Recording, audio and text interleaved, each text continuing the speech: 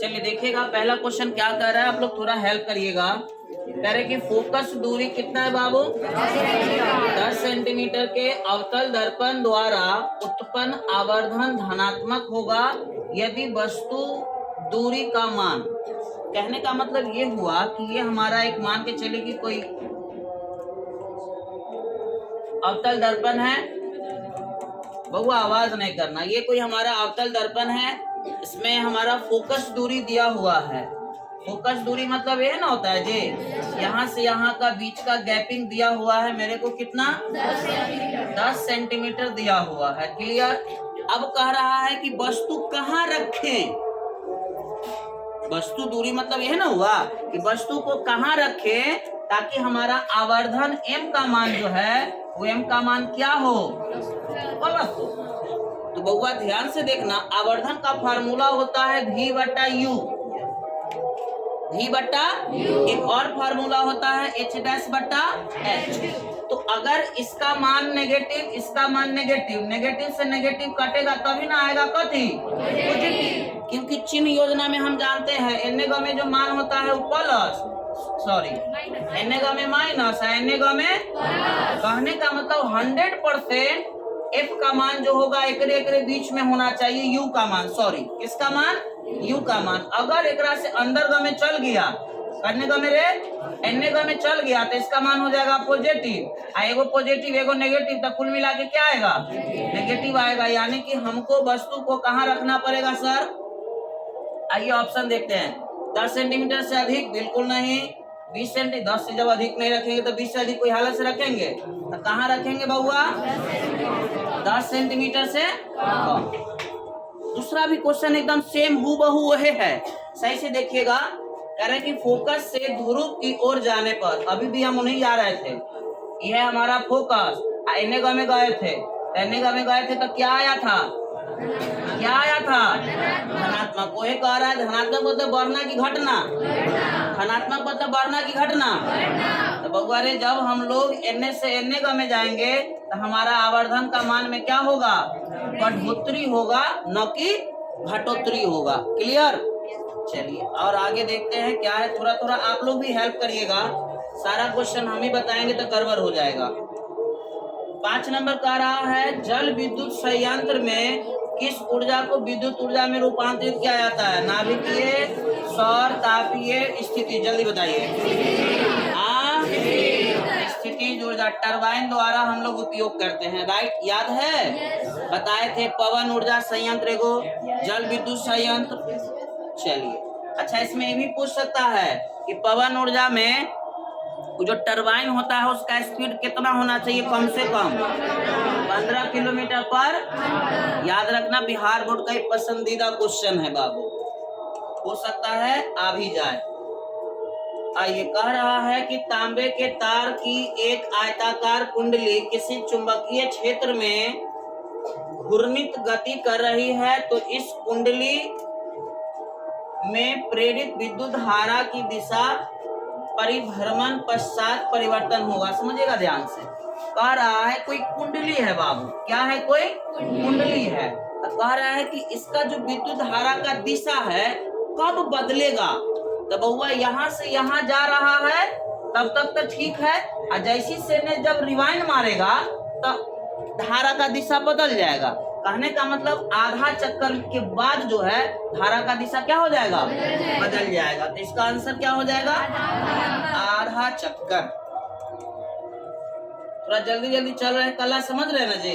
Yes sir. कह रहा है एक अवतल दर्पण के प्रधान अक्ष पर चलती चींटी का प्रतिबिंब सीधा है तथा बढ़ता जा रहा है, चींटी का गति किस दिशा में होगा? फोकस से वक्रता केंद्र की ओर, फोकस से ध्रुव की ओर, ध्रुव से फोकस की ओर, इनमें से हमको कुछ नहीं देखना है, खाली ई देखना है कि कथी कह रहा है, सीधा तभी बनेगा। हम बताए थे आपको, याद नहीं होगा, हम याद कराते हैं। ई होता है भैया हमारा एफ, ई होता है सी। एक बार अनंत पर रखे थे, एक बार हिया रखे थे, एक बार हिया रखे थे, एक बार हिया रखे थे, एक बार हिया रखे थे, एक बार हिया रखे थे। इस सब जगह रखे थे तो हमारा प्रतिबिंब बन रहा था उल्टा। आप लोग को याद नहीं होगा, यहाँ से यहाँ तक कहीं भी रखिएगा तो प्रतिबिंब कैसा बनेगा, लेकिन जैसे ही F से N में बढ़े थे तब प्रतिबिंब बन गया था पीछे। याद है? छठा कंडीशन याद है? N बन गया था, N जब बना था कैसन बना था, तो बउआ रे कन्ने में जाए पर सीधा बनेगा, फोकस से कन्ने। समझ में आ रहा है? क्वेश्चन भटकाएगा, आपको बदलना नहीं है हम लोगों को। आंख के लेंस की वक्रता त्रिज्या का नियंत्रित करता है। यहाँ पर 90% बच्चा मार देता है, पता है क्या? 90% नहीं। देखिए ध्यान से बउआ, वक्रता त्रिज्या को पक्षमाभी पेशियां कंट्रोल करता है। अगर यह क्वेश्चन रहेगा कि सिलियरी मांसपेशियां को कौन कंट्रोल करता है, तब हमारा जवाब क्या होगा? यहाँ पर रेडियस का बात हो रहा है, तब हमारा आंसर क्या होगा? एक क्वेश्चन अगर हमसे पूछेगा तो हमारा बदनामी होगा। कुछ बादल का रंग उजला क्यों रह जाता है या हो जाता है? इसके कारण बउआ हम बताए थे कि दोपहर के समय ना सीधे प्रकाश जल्दी आ जाता है हमारे पास दोपहर में, इसलिए वहां पर प्रकीर्णन सही से नहीं हो पाता है, इसलिए हमको आकाश कैसा दिखाई देता है। अगर प्रकीर्णन हो जाएगा तो हमारा आकाश कैसा दिखेगा? नीला। आपसे पूछेगा कि सबसे अधिक प्रकीर्णन किस रंग का होता है? सबसे अधिक प्रकीर्णन सब क्वेश्चन। अब अगला क्वेश्चन तब फिर पूछेगा तो हमको इंसल्ट हो जाएगा। प्रतिरोध का ऐसा ही मात्रक आए ओम होगा, करने है रे। अच्छा यह बात को बताओ तो वोल्ट किसका मात्रक है? वोल्ट किसका मात्रक है? विभव। वाट किसका मात्रक है? वाट शक्ति का। वाट किसका मात्रक है? और एम्पियर किसका मात्रक है? और एम्पियर किसका याद है? अब इतने हमारे क्वेश्चन हैं, अभी बीच बीच में और है, ताल्लुक आप फारूक सर से आनंद लीजिए। चलो बात तो देखेंगे अब हमारा आ गया 9वां नंबर। कितना गया? 9वां नंबर सवाल कर रहा है ओजोन परत का अवक्षय। अवक्षय का मतलब नुकसान करना या हानि करना। नुकसान करना या हानि करना। अब वह करता कोई इनमें से बताओ? वह आ जाएगा CFC, जिसका पूरा नाम होता है क्लोरोफ्लोरोकार्बन। क्लोरोफ्लोरो। आगे चलेंगे नंबर 10 में। आप निम्नलिखित जीवों में किस में अलैंगिक जनन द्वारा, किसके द्वारा? अलैंगिक जनन का विभिन्न भाग था, द्विखंडन, बहुखंडन, मुकुलन, कायिक प्रवर्धन, जिसमें से एक नाम नाम क्या है? तो कह रहा है कि जो ऑप्शन हमें यहाँ पर दिया गया है, किसमें मुकुलन के द्वारा जनन होता है, उसका नाम क्या है? ईस्ट के साथ एक और आ सकता है, नाम बताइए। ईस्ट के साथ एक नाम और आ सकता है, और वह नाम क्या है? हाइड्रा। क्या नाम है बताइए? अमीबा में किसके द्वारा जनन? अमीबा द्विखंडन। अमीबा और पैरामीशियम में द्विखंडन के द्वारा जनन होता है। प्लाज्मोडियम में बहुखंडन, किसके द्वारा? और ये भी हमारा वही है। करें पादप हार्मोन का एक उदाहरण दीजिए, याद करें ना। पादप हार्मोन हमारा आ जाएगा IA। क्या आ जाएगा? IA। इसके अलावा 12 नंबर सवाल कर रहा है आलू में कायिक प्रवर्धन किसके द्वारा होता है? किसके द्वारा? गलत, थाना के द्वारा। किसके द्वारा? क्योंकि हमारा जो आलू है वह थाना का उदाहरण है। किसका उदाहरण? अब इसी में अगर कोई बच्चा बोलता कि बीज के द्वारा, हमारा आलू बीज ना है, वह फल है। क्या है? अगर हम आलू के बीज के द्वारा उत्पादन करेंगे, खेती करेंगे हम, तो पूरा का पूरा 18 महीना लग जाएगा। कितना महीना? लेकिन जब आलू के द्वारा हम करते हैं तो केवल और केवल 3 से 4 महीने में नए फसल हम उगा लेते हैं। इसलिए हम किसके द्वारा करते हैं? हम खाना के द्वारा। इसके आगे आएगा बाबू रे।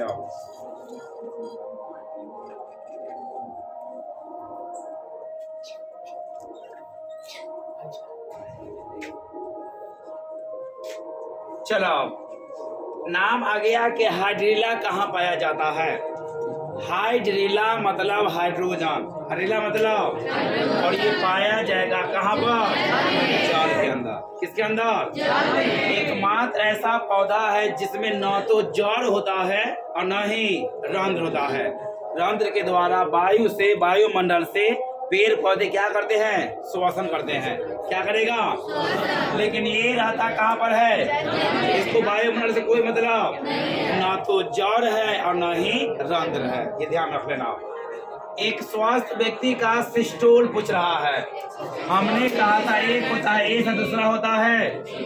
इस मतलब आ जाएगा सिस्टोल, इस मतलब, और डी मतलब आ जाएगा सिस्टोल, जिसमें दो मान आएंगे। कितने मान?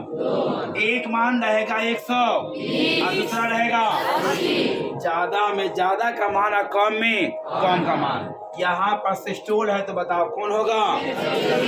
एस आ गया तो हमारा आ जाएगा, और डी केवल 4 में इसलिए आ जाएगा हमारा 80। क्लियर? क्योंकि अगर सिस्टोल की जगह पर डायस्टोल कर देगा तो हमारा जवाब आ जाएगा 80। ठीक है। अब ये दोनों में अगर बढ़ेगा तो ब्लड प्रेशर हाई हो गया, कम जाएगा तो ब्लड प्रेशर लो हो गया। उभय लिंगी जीव का उदाहरण है, मतलब कोई ऐसा जीव का नाम बताना है जिसके शरीर में, एक शरीर में नर और मादा दोनों जनन अंग रहेंगे। आप बकरी में ऐसा होता, मछली में ऐसा, मनुष्य में भी ना जानते है तैयो मार देंगे हम। ठीक है, आगे चलो।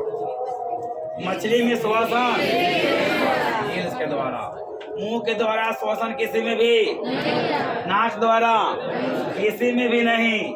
नाम आएगा किसके द्वारा? फेफड़ा के द्वारा। मानव, गाय, भैंस, बकरी में होता है। नाक क्या है? तो केवल एक रास्ता है। क्या है? रास्ता है। अब आगे चलते हैं। बताइएगा, पूछ रहा है कि किलोवाट घंटा किसका मात्रक है? जी जी, मेरे को पता था कि आप लोग शक्ति बोलिएगा, तो फिर बताइए शक्ति का मात्रक तो वाट होता है। शक्ति का मात्रक वाट होता है ना?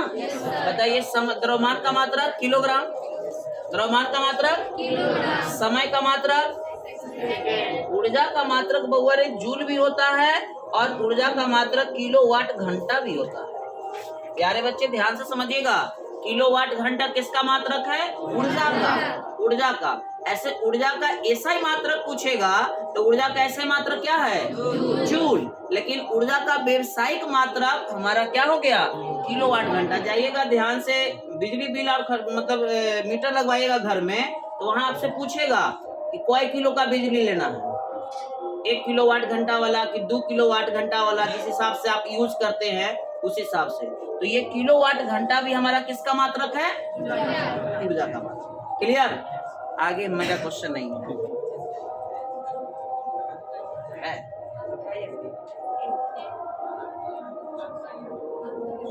हमारे क्वेश्चन है,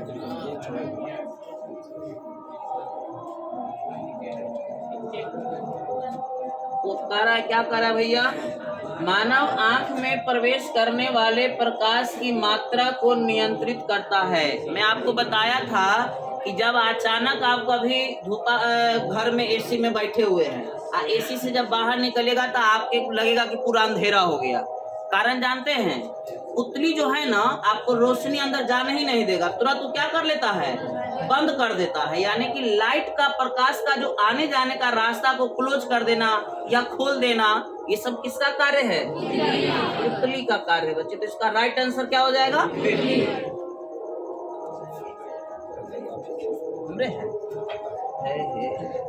कौन सा? परंपरागत। परंपरागत का मतलब जानते हैं? हम बताए थे, जो बाप दादा से चलते आ रहा है उसको बोलते हैं परंपरागत। आज जो अभी हम लोग नया आविष्कार किए हैं, जैसे रील्स हो गया, इंस्टाग्राम, फेसबुक, ये सब हो गया गैर परंपरागत। यही ना जी, जो हम लोग आविष्कार करें अपडेटेड, वो हो गया गैर परंपरागत, जो पुराना से चला आ रहा है। जैसे यहाँ पर ऊर्जा का बात हो रहा है, तो गोईठा उठा हो गया कौन? गोईठा लकड़ी सब हो गया परंपरागत, हमको पुराना जमाना से चलते आ रहा है। और इस समय कौन गैस आ जाएगा हमारा? बायोगैस है, जिसको हम लोग क्या कहेंगे? जय माता। क्या कहेंगे बाबू? चलिए आगे देखिए, अभी हमको लग रहा है मेरा नहीं है। चलो बाबू यहाँ पर आप 20 नंबर से देखेंगे आप, किसी भी कोष में इलेक्ट्रॉनिक की अधिकतम संख्या कितनी होगी? कल के क्लास में हमने देखा था कोष। क्या देखा था? कोष के मतलब उसका इलेक्ट्रॉन जहां जहां रुकेगा। जैसे समझ लो कि 1 है, 2 है और कितना है? सबका हम जानेंगे किसके द्वारा? 2n² के द्वारा। 2n²। पहला हमारा आ गया तो आ गया कितना? 2 गुने 1 का स्क्वायर कितना हो जाएगा? इसका मतलब कितना? तो प्रथम में हमने कितना रखा था? केवल 2। अब हम 2 रखेंगे। अब 2 का स्क्वायर कितना? 4 दूना। दूसरा में कितना रखा था? पूरा का पूरा। अब आएगा 3 और n², सॉरी 2 और n²। n बराबर रखे कितना? हम 3 का स्क्वायर 9 दूना। यहाँ पर आता है 18। कितना आता है? तो याद कर लेना, हम उसको जानेंगे किसके माध्यम से? n² के माध्यम से। कौन सा सरल, सबसे सरल मतलब कि हाइड्रोकार्बन है? हाइड्रोकार्बन मतलब कि हाइड्रोजन और कार्बन से बना, हाइड्रोजन और कार्बन से बना। और ये कह रहा है किस कैसा? एकदम आसान, एकदम। इस सब में से उसका नाम बताइए जिसमें कार्बन की संख्या सबसे कम है। और उस महाशय का नाम क्या है? यहाँ पर कार्बन A, यहाँ पर कार्बन कितना? यहाँ पर कार्बन कितना? और यहाँ पर 2 रहे। कितना रहेगा? सबसे आसान यहाँ पर 1 है, इसलिए हमारा यह सरल है। 1 बताओ। हो सकता है कि मीथेन का भी गायब कर दे, और 1 से लेकर होता है 10 तक। मीथेन, एथेन, प्रोपेन, ब्यूटेन होता है ना, उसमें से जो सबसे कम बना रहेगा वही हमारा कहलाएगा कौन योगी? सिंपल। आ गया। निम्न में से किस धातु का गलनांक सबसे कम है?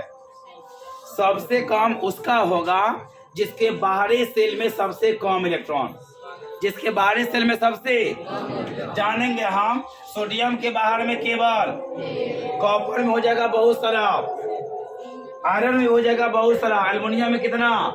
तो हमारा 1 से क्या कोई कम हो सकता है? हमारा आंसर क्या आ गया? सोडियम। सोना का परमाणु संख्या क्या है? ध्यान देना, वह आ जाएगा हमारा क्या चीज? कुछ ऐसे चुनिंदा धातु का नाम हम बता देंगे जिसका नाम आपको ध्यान रखना है। जैसे नाम क्या आ गया? 80। क्या नाम आ गया? 80 में होता है पारा। क्या होता है? पारा को ही मरकरी कहते हैं। पारा को हम मरकरी कहते हैं। और ये परमाणु संख्या कितना? ये आ जाएगा सोना।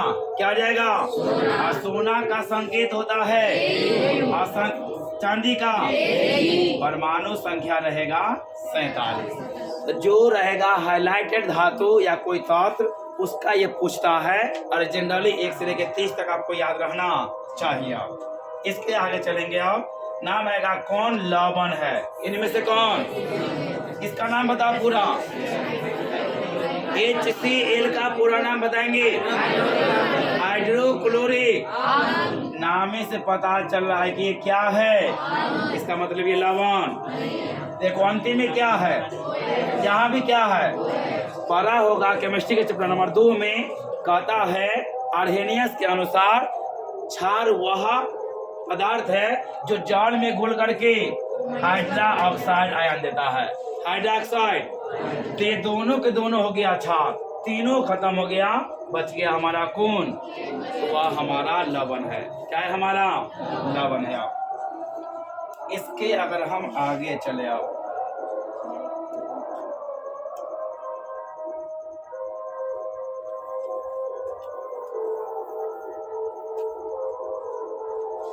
चलो बाबू रे, पौधे के वायवीय भागों से जल का उत्सर्जन किसका, किसके रूप में हो रहा है? तो जब जल का उत्सर्जन, निष्कासन जल के रूप मतलब वाष्प के रूप में होगा, वह कहलाएगा वाष्प का उत्सर्जन। वाष्प का उत्सर्जन। बाघ उपभोक्ता है। पहले देखेंगे आप, सबसे पहले नाम आएगा किसका? घास को कौन खा जाएगा? बकरी या हिरन? हिरन को खा जाएगा भेड़िया। कौन खाएगा? और भेड़िया को खा जाएगा बाघ। कह रहा है पोषण स्तर। कौन स्तर? अब पोषण स्तर को हम शुरू से नापते हैं। एक के बाद, 2 के बाद और 3 के बाद। तो हम सिंपल सा बात बोलेंगे, कहाँ का है? 4 का है, कहीं भी नहीं है। हमारा जवाब हो जाएगा इनमें से, मतलब इनमें से कोई नहीं। मानव का उद्गम स्थान अफ्रीका है। कहाँ पर है? और मानव की आजीवन उत्पत्ति कहाँ हुई है? जल में। कहाँ पर हुई है? और जब जीवन की उत्पत्ति हुई थी अफ्रीका के अंदर और जल में से जनरली हुई थी, अब तो वहां पर कौन सा गैस स्वतंत्र रूप में नहीं पाया जाता था? उसका नाम है ऑक्सीजन। क्या नाम है? ऑक्सीजन का निर्माण जीवन की उत्पत्ति होने के बाद हुई है। इसलिए सवाल पूछेगा, जब पृथ्वी पर जीवन की उत्पत्ति हुई थी तो कौन सा गैस स्वतंत्र नहीं था और उसका नाम क्या है? ऑक्सीजन। आगे चलो। करामा कुंचन है। क्या है? करामा कुंचन के मतलब भोजन ऐसे ऐसे करके नीचे आएगा, ऐसे ऐसे करके नीचे आएगा। अब बताओ ये घटना कहाँ पर घटती है? ग्रास नली में। कहाँ पर? ग्रास नली में। छोटी हाथ आहार नाल के सबसे लंबे अंग है। अगर न्यास है, मिश्रित ग्रंथि है। कौन ग्रंथि? मिश्रित है। और ये कोलन बड़ी हाथ का भाग है। किसका भाग है? सीकम, कोलन और रेक्टम। सीकम, कोलन और जहाँ पर बड़ी आंत और छोटी आंत आपस में मिलती है उसे हम कहते हैं सीकम। और उसी सीकम में एक अंगुली नुमा संरचना होता है जिसका नाम है अपेंडिक्स। क्या नाम है? यह अपेंडिक्स आहार नाल का भाग है और अवशेषी अंग है। कौन अंग है? अवशेषी अंग है।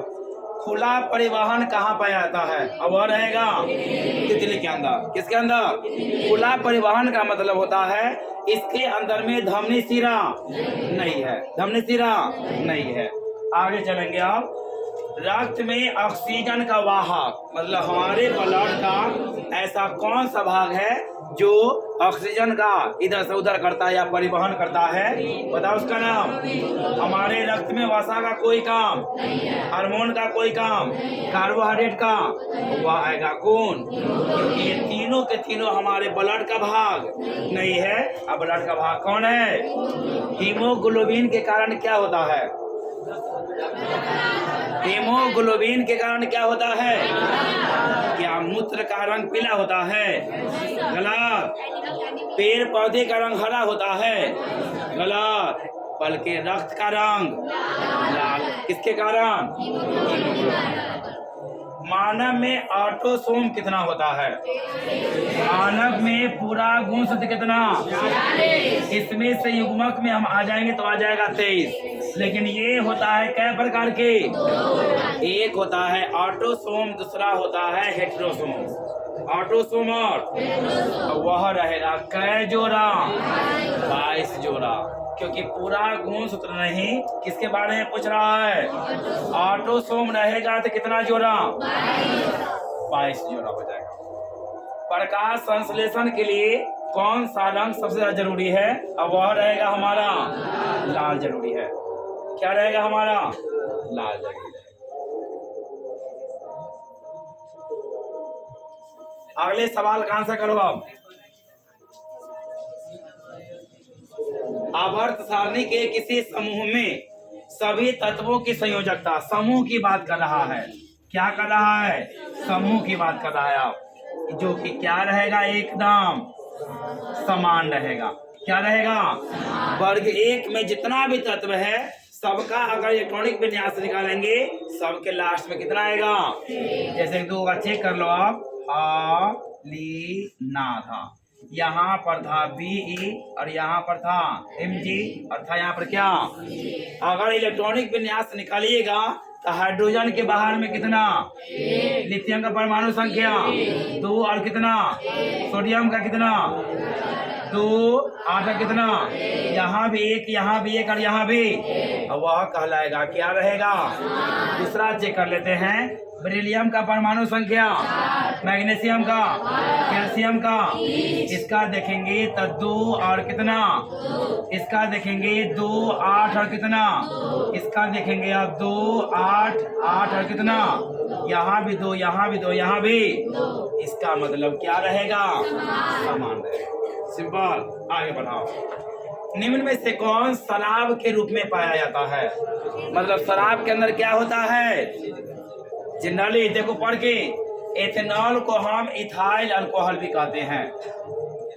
क्या नाम देंगे हम, एथेनॉल को हम इथाइल अल्कोहल भी देंगे। सूत्र होता है C2H5OH आएगा। क्या आएगा, आप बताओ कौन रहेगा, और वह रहेगा हमारा एथेनॉल, मतलब इथाइल अल्कोहल। क्या रहेगा, ये क्या है, नॉट जनरली कोई कहता है अल्कोहल पिएगा, क्या, तो यही हमारा आ गया इथाइल अल्कोहल। आवर्त सारणी के तृतीय वर्ग में, कितने वर्ग में, तृतीय वर्ग में तत्वों की संख्या कितनी है, और वह रहेगा हमारा, जैसे पहले कितना था 2 के बाद और 8 के बाद, वह हमारा आ जाएगा, कितना आ जाएगा 18। सौर सेल, कौन से ले आओ, सौर सेल में किसका उपयोग किया जाता है। सौर सेल का मतलब वैसा सेल जो सूर्य से हमें विद्युत देता हो। क्या देता हो, सूर्य से, सोलर सेल, कौन सेल, और उसके अंदर में हमारा रहेगा क्या चीज, क्योंकि यह उप धातु है। क्या है, उप धातु है। एक तत्व का इलेक्ट्रॉनिक विन्यास 2 8 7 है, पहले कितना, उसके बाद तो कह रहा है परमाणु संख्या कितना होगा, तो आ जाएगा 17। क्या जाएगा, जब यहाँ तक हम आ गए हैं तो परमाणु संख्या 17 में कौन तत्व है, कौन है, क्लोरीन है। इतना धीरे से कला बोलता है। आगे चलेंगे अब, ड्यूरालुमीन, क्या नाम है, किस धातु का मिश्र धातु है, और उसका नाम हमारा आ जाएगा, जिसका नाम है एल्युमिनियम। क्या नाम है, जैसे ड्यूरालिन हमारा आ गया, बॉक्साइड आ गया, अब वह किसका यश रहेगा, एल्युमिनियम का रहेगा। इसके आगे चलो बच्चे, आप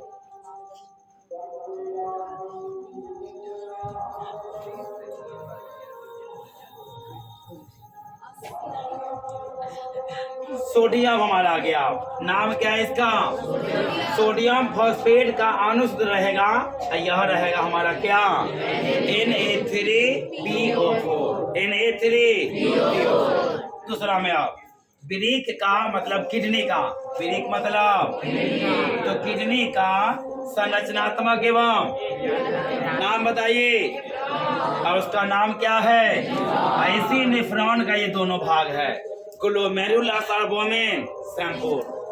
नेक्स्ट में आ जाएंगे आप, चलिए अब सर जी का यहाँ से है, आप आइए सर, आपका स्वागत है।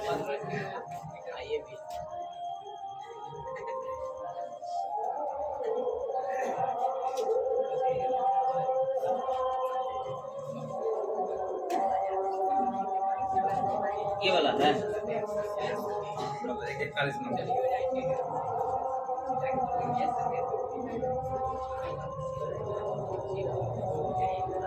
चलिए देखिएगा, कह रहा है 41 नंबर ये है, जाइए 41 कह रहा है कि पवन विद्युत जनित्र में पवन की चाल कम से कम, अभी जस्ट बात हुआ था, क्या बात हुआ था, नहीं दिख रहा क्या, हल्का सा निकल, ठीक है, बताइएगा कितना न्यूनतम चाल होना चाहिए बाबू, 15 किलोमीटर अगर पर घंटा से कम उसका पंखा का चाल रहेगा ना, तो वहां से हम फिर विद्युत जनरेट नहीं कर पाएंगे। तो मिनिमम हमको पवन कितना चाहिए, 15। यही रीजन है ना कि हर जगह पे हम पवन ऊर्जा से विद्युत तैयार नहीं कर सकते हैं। आइए, क्योंकि पवन ऊर्जा मेरे को वहां पे रखा जाता है जहाँ पे ज्यादा मात्रा में क्या प्राप्त हो, हवा मिले, इसलिए सब जगह पे पवन चक्की लगाया भी नहीं जा सकता है। आइए, कह रहे ना विभक्त बलय प्रयुक्त करता है। देखिए सबसे पहले ना ये क्वेश्चन का ना ऑप्शन गलत है बाबू, विभक्त वलय ना इस प्रकार का ये मोटर का सिस्टम होता है, आधा इधर रहता है इस प्रकार का, आवाज नहीं कीजिएगा, और ये इस प्रकार का रहता है, और इसमें ना कुल मिलाकर के चक्की रहता है जो राउंड राउंड चलता है, और इसे जनरेट किया जाता है, पता है क्या, इसको हम लोग एसी, यहाँ पर एसी देना चाहिए और मीटर की जगह देना चाहिए था, पता है क्या, मोटर, क्या देना चाहिए, मोटर। तो ये हमारा आंसर हो जाएगा एसी मोटर होना चाहिए, मीटर नहीं होना चाहिए। क्लियर, आगे आए।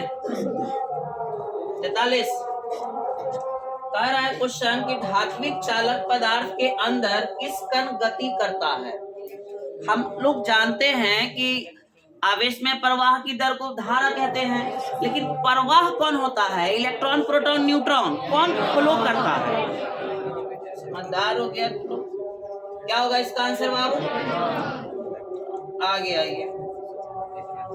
थोड़ा सा कचरा ये बन गया पीडीएफ ना, चलो कोई बात नहीं। ये कह रहा है बॉक्स टाइप सौर कुकर के ऊपरी भाग पर कांच का ढक्कन रहता है, इसका कारण क्या है, समझिएगा ध्यान से। जो सौर प्लेट बनता है ना, उसका ऊपर कांच का लगाइले रहता है, वो का है, उसका रीजन क्या है, काहे कांच का लगाते हैं, पढ़ते हैं ऑप्शन, पहली बार हम खुदे पढ़ रहे हैं। कह रहा है कि यह में कांच क्यों लगाया जाता है, पढ़िए, यह देखने की कुकर के अंदर रखा भोजन पक रहा है या नहीं, ये कोई रीजन है, ऐसा होता है क्या, बिना उसको दाबले टेस्ट कर ले पता चलेगा पका है कि नहीं, ये सॉलिड रीजन गलत लग रहा है। अरे विकिरण द्वारा उष्मा की हानि को रोकने हेतु तो तीसरा भी पढ़ने दीजिए। बॉक्स के भीतर धूल कण, नहीं धूल कण का रीजन कोई सॉलिड नहीं लग रहा, परफेक्ट रीजन क्या होगा बाबू, विकिरण द्वारा उष्मा की हानि को क्या करने के लिए, रोकने के लिए। मेरे को सॉलिड रीजन ना बी नंबर लग रहा है। अब ध्यान से देखेगा, ये क्वेश्चन थोड़ा सा आप लोगों के लिए टफ है, तो बढ़िया से देखना बाबू। कह रहे कि वोल्टता बी, आसक्ति का दिया है पी, एक प्रतिरोधक, फिर वोल्टता कितना, एक खड़ा हो रहे, तुम खड़ा तो उसके, ए लड़का तुम्हें को खड़ा करो, लमका, हाँ अभी से खड़ा रहेगा लगातार। बउआ वोल्टता कितना है, और शक्ति कितना है, इसका वोल्टता एक और है, उसका कितना वोल्टता, शक्ति कितना है, कह प्रतिरोधक को श्रेणी क्रम में जुड़ा है तो समतुल्य प्रतिरोध ज्ञात कीजिए। देखिए प्रतिरोध का संयोजन दो प्रकार से हम लोग पढ़े हैं, एक श्रेणी क्रम और एक श्रेणी क्रम में हमको सर पढ़ाए थे, दो का बात हो रहा है, R1 प्लस R2, और एक समांतर क्रम पढ़े थे, क्या पढ़े थे जी, 1/R1, जितना रहेगा बट्टा में सब जुड़ते जाएगा, R1 plus R2 plus R3। लेकिन सही से देखेगा यहाँ पे किसका बात हो रहा है, श्रेणी क्रम का, तो इसका चर्चा खत्म करते हैं। श्रेणी का सूत्र क्या होता है बउआ, R1 प्लस, लेकिन आप सही से देखोगे ना तो ऐसा ऑप्शन है ही नहीं, बताइए ऐसा ऑप्शन है, जबकि ऑप्शन को ऐसे देना चाहिए था। आइए मैं समझाता हूँ ऑप्शन क्या मेरे साथ गेम खेला है। हम लोग एक और फार्मूला पढ़े हैं, शक्ति का फार्मूला बउआ, शक्ति बराबर याद है W/T पढ़ाए थे, और बताए थे यहाँ से क्वेश्चन आना ही आना है।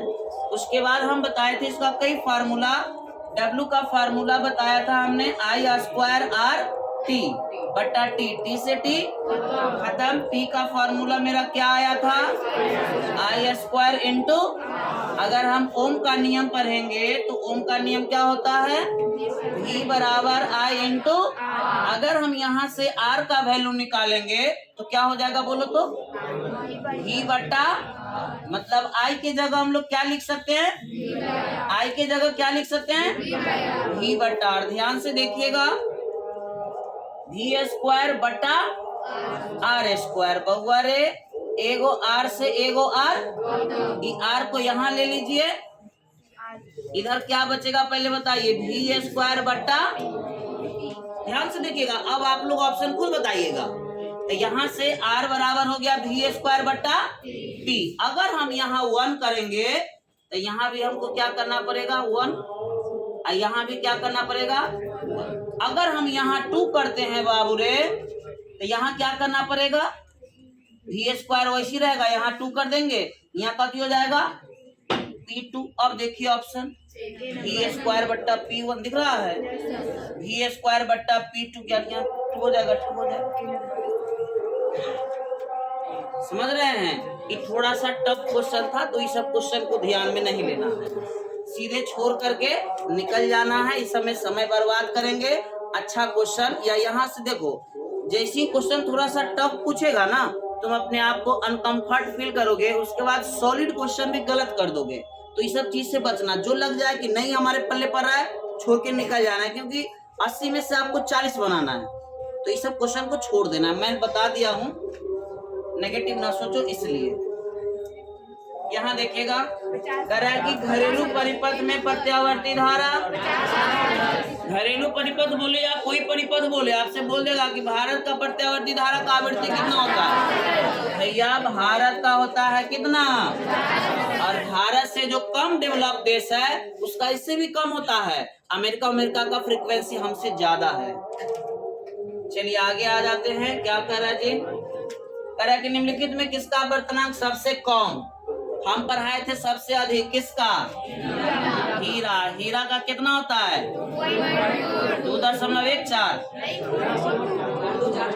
क्या होता है 2.42, और सबसे कठोर पदार्थ, लेकिन यहाँ पर पूछा है सबसे कम, तो सबसे कम किसको मानेंगे, मुझे लग रहा है मेरा नहीं है, क्या मेरा ही है, मेरा ही है बउआ। एक साधारण प्रिज्म कितने सदस्य है, प्रिज्म कितने सदस्य है, अगर बोलेगा कि कितने त्रिभुजाकार सदस्य है, कितने आयताकार, अब मेरा शायद नहीं है ना रे,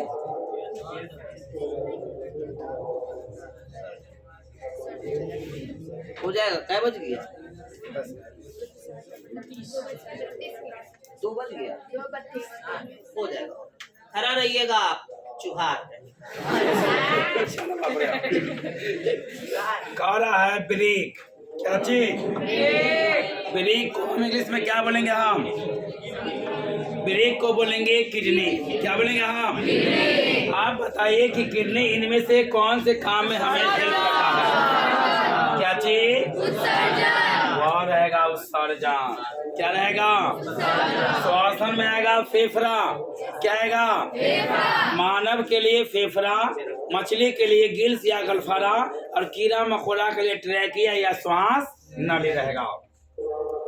नेक्स्ट आ जाते हैं बच्चे आप।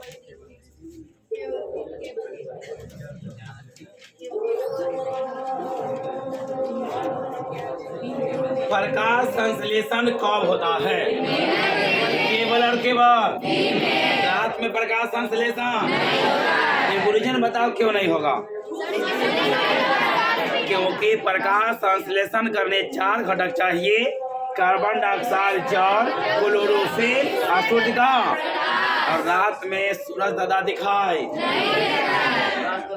नाम आ गया अब सिनेप्टिक नोड्स, सिनेप्टिक, इसका संबंध किससे रहेगा, एक बार बताओ, न्यूरॉन, 2 न्यूरॉन के बीच के खाली स्थान को क्या कहते हैं, सिनेप्टिक दरार, सिनेप्टिक, क्या कहते हैं, सिनेप्स, क्या कहते हैं, लेकिन कह रहा है कि नॉब्स का पाया तो वह रहेगा सबसे तेज हृदय का धड़कन, ऐसे याद करना, जो सबसे छोटा जीव, जो सबसे उसका हृदय का धड़कन सबसे ज्यादा, और जो सबसे बड़ा जीव हृदय का धड़कन का सबसे, और हमें ढूंढना यह है कि सबसे छोटा जीव है कौन, वो आएगा चूहा से भी छोटा है, वो आ जाएगा गौराया, क्या आ जाएगा, उसको अगर कभी पकड़ के देखिएगा लगा कि थर काँप रहा है, वो पूरा के पूरा, इससे भी कौन ज्यादा रहेगा, हमारा आंसर में क्या आ जाएगा, कोशिकीय ईंधन कौन है, ग्लूकोज है, क्या है, चलो आप आप ATP पूरा नाम बताओ, एडिनोसिन ट्राई, मतलब 1 या 2 या 3, खुद कह रहा है कि हम कै गो है, क्योंकि बाद में आ रहा है phosphate, adenosine try phosphate, adenosine try का मतलब कितना, नाम में हमारा आंसर है। कौन मनुष्य का एक उत्सर्जी अंग है? कौन अंग? तो आ जाएगा क्या? और ये वृक्क केवल उत्सर्जी अंग नहीं, मुख्य उत्सर्जी अंग है। कौन अंग है? मुख्य उत्सर्जी अंग है। आप इसके आगे चलो आप। हाँ, ये ध्यान रखना। निम्नलिखित में से कौन एक उत्सर्जी अंग नहीं है? सबसे जरूरी ये रहेगा। और जैसी सवाल ना पढ़िएगा आप क्या हो जाइएगा? फेफड़ा भी है, वृक्क भी है, त्वचा भी है, अग्न्यास है नहीं है, लेकिन हमारा आंसर ये है। ठीक है, आगे बढ़ाओ। सबसे छोटी अंतःस्रावी ग्रंथि है, क्या आ जाएगा? सबसे छोटी अंतःस्रावी ग्रंथि रहता है पीयूषी ग्रंथि। कौन ग्रंथि? पीयूषी ग्रंथि है, इसलिए हमारा जवाब हो जाएगा इनमें से कोई नहीं। जब सबसे बड़ा मतलब सबसे छोटा ये है, तो सबसे बड़ा का नाम बताओ। सबसे बड़ी ग्रंथि का नाम बताओ।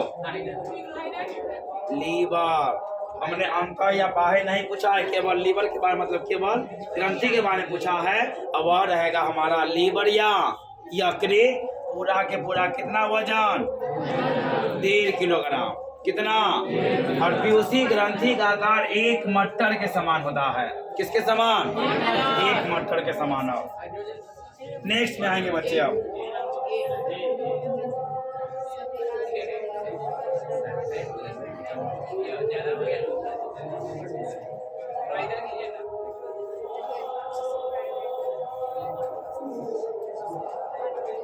चलो नेक्स्ट में आ जाओ आप। सभी अम्ल जल में घुलकर क्या देता है? तो वह आ जाएगा क्या चीज? Hydrogen ion. हाइड्रोजन। और OH आयन देगा क्षार। क्या देगा? बाकी बात इलेक्ट्रॉन है, न्यूट्रॉन है।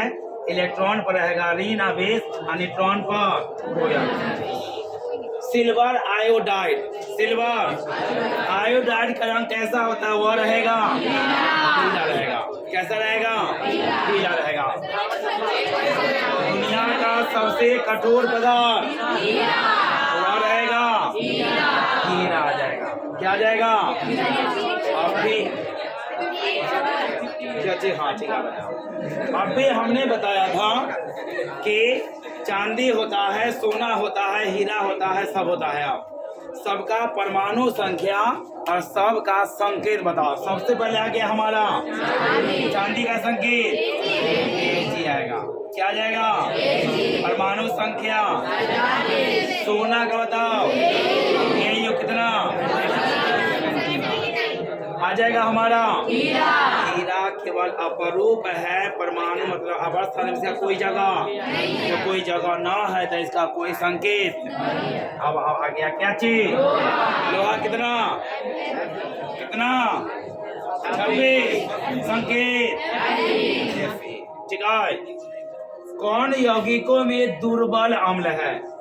मतलब कि सब अम्ल है, लेकिन दुर्बल अम्ल कौन है?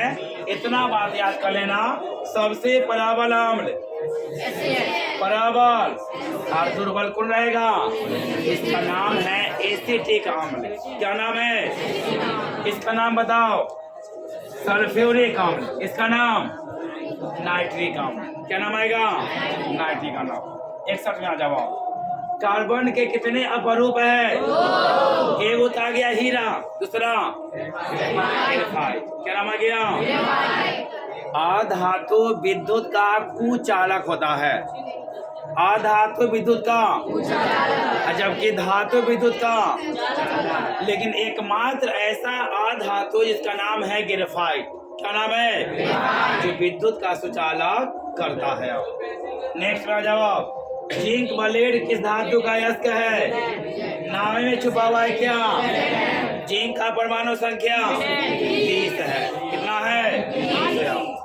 नाइट्रोजन के दो अणुओं के बीच मतलब दो परमाणुओं के बीच कितने बंद होते हैं? 3 रहेगा। कितना रहेगा? एल्काइन का अणु सूत्र बताओ। कितना? CnH2n- 2 रहेगा। इसके आगे चलो बच्चे आओ। चलो ये बात ध्यान में रख लेना। आओ अब वापिस से आओ, फिजिक्स का मजा लीजिए आप।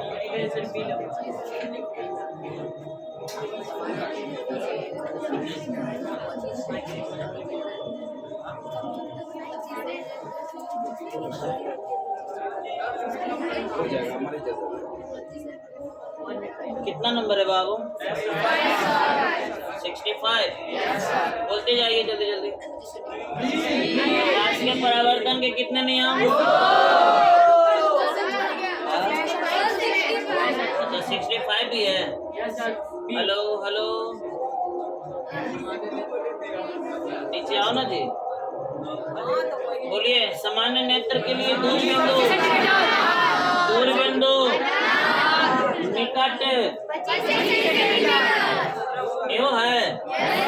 यदि किसी बिंब का प्रतिबिंब, रुक जाना इसमें थोड़ा ना, पॉइंट करके कुछ बच्चे से पूछेंगे पीछे वाला से। यदि किसी बिंब का प्रतिबिंब आवर्धन ऋणात्मक है तो उस प्रतिबिंब का प्रकृति कैसा होगा? रुक जाना प्यारे बच्चे, सबसे पीछे वाला खड़ा हो जाओ। सौरभ कुमार, सौरभ कुमार खड़ा हो जाइए। चलिए बताइएगा कैसा प्रकृति बनेगा, कहने वाला प्रतिबिंब कैसा बनेगा? वास्तविक और सीधा, या आभासी और सीधा, या आभासी और उल्टा, वास्तविक और उल्टा। बी नंबर खड़ा रहिए। लोहर पाना करेगा ना बाबू तो यह बी या सी पता नहीं चलेगा कि कौन होगा। ऑप्शनल जिंदगी हो जाएगा तुम्हारा भी। समझ में नहीं आएगा किसको चुने। चलिए इधर से कोई बताओ, बीच वाली बताओ तो रे, क्या होगा इसका आंसर? ऐसा नहीं कि इसको हम होम ट्यूशन जाकर के दे रहे हैं बाबू। अभी पढ़ाते हैं ना तो ये लोग ना पीछे वाला सब देखता भी नहीं था। बैठो, चलो देखो अगला क्वेश्चन। 67 बताए थे ना जी। 67 क्या होगा जल्दी बोलिए। अब आ जाइए इधर। कह रहा है कि एक प्रकाश का किरण एक समतल दर्पण पर लंबवत आपतित होती है तो परावर्तन कोण का मान क्या होगा? क्या करा सुनो ध्यान से। कह रहा है कि एक प्रकाश का किरण समतल दर्पण पर लंबवत प्रवेश होती है, लंबवत आपतित होती है तो परावर्तन कोण का मान क्या होगा? 0 डिग्री होगा, क्योंकि एंगल बनेगा ही नहीं। ध्यान से देखिएगा इधर बहुआ। अगर आप बॉल को ऐसे मारोगे तो वो रिफ्लेक्ट होकर के वैसे जाएगा, बीच में एंगल क्रिएट होगा। लेकिन बॉल को देखना सीधे गिराओगे तो रिटर्न होकर के फिर कैसे आएगा? वापस आएगा। तो दोनों के बीच में एंगल नहीं बनेगा। तो एंगल नहीं बनेगा तो कितना डिग्री होगा? कह रहा है कि वायुमंडल में कौन सा कलर का प्रकीर्णन अधिक होता है? अभी चर्चा की है। किसका प्रकीर्णन अधिक होता है? यही रीजन है कि आकाश का रंग कैसा दिखाई देता है?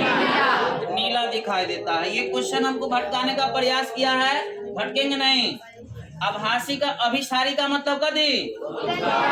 अभिसारी का मतलब क्या दे? उत्तर लेंस। अगला क्वेश्चन क्या नंबर है जी? 71। कह रहा है कि यदि अवतल दर्पण का निचला आधा भाग टूट जाए तो प्रतिबिंब सीधा बनेगा? नहीं बनना चाहिए, आधा बनेगा। इसका हमारे ख्याल से आंसर कम तीव्रता बनना चाहिए। क्या होना चाहिए? कम तीव्रता बनना चाहिए। अभी भी फिजिक्स है क्या? चलिए देखिएगा जरा ध्यान से। कह रहा है कि जब प्रकाश किरण हवा मतलब विरल माध्यम से सघन माध्यम में प्रवेश करती है तो वह मुड़ जाती है अविलंब की ओर, अविलंब से दूर, अविलंब की ओर, अविलंब के। इसमें तो हम जान गए कि पहले तो ये होगा नहीं, जब होगा तो ए नता बी। अब ए नता बी में कौन होगा? ए। हुआ देखो, हवा से प्रवेश कर रहा है कौन में? कम डेंसिटी वाला से अधिक डेंसिटी वाला में जा रहा है तो झुकेगा। हाँ, वही अगर कांच से हवा में आता तब वो उठाई लेगा, यानी कि दूर हटेगा। तो हमारा आंसर क्या होगा? अब क्या है सर? मेरा नहीं है।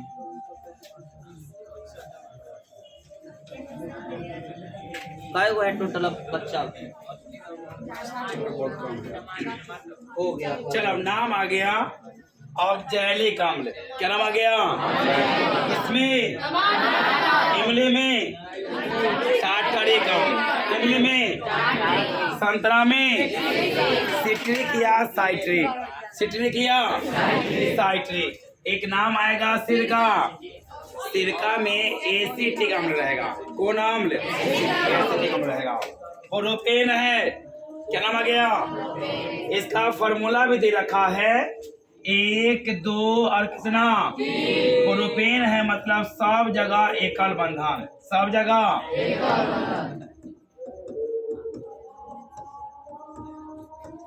गिन के बताओ कै गो रहेगा?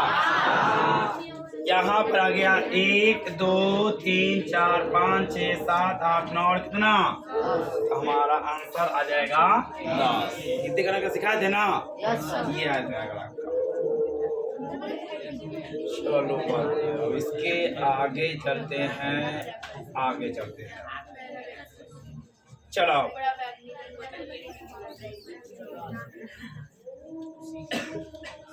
ओजोन परत, कौन परत? हानिकारक विकिरणों से पृथ्वी को सुरक्षा प्रदान करती है।